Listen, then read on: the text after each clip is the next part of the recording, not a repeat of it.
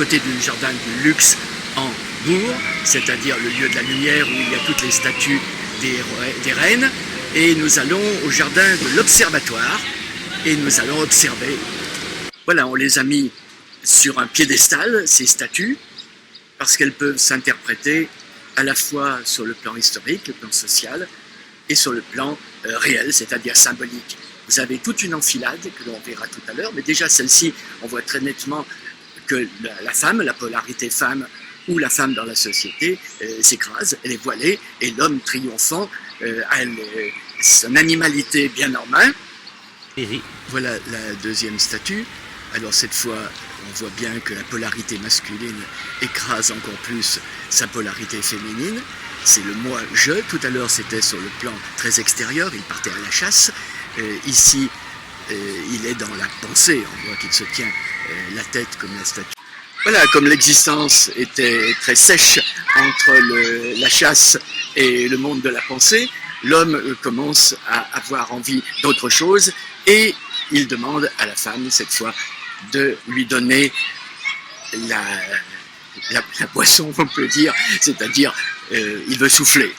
L'homme a été fatigué, on peut dire, et par son monde de pensée, et par ses activités de chasse. Il revient de la chasse, on voit qu'il a sa fronde dans la main, et maintenant il s'adresse enfin à la femme, à sa polarité féminine, qui lui apporte un peu de réconfort en lui donnant à boire la source de vie, on pourrait dire.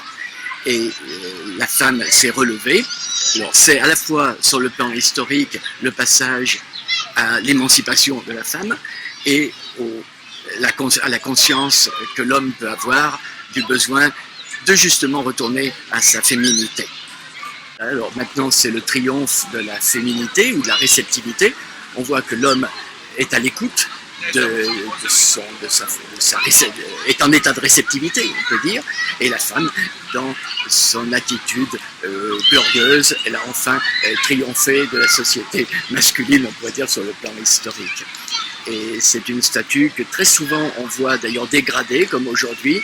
Il y a quelques années, elle était dégradée par des élèves de l'école de médecine qui avaient mis des bandages partout, parce qu'on ne supporte peut-être pas de telles images archétypales, et toute cette enfilade de statues que l'on voit jusqu'au fond là-bas est une belle illustration du travail du yin et du yang, comme dirait le monde des New Age, ou une étude de la société.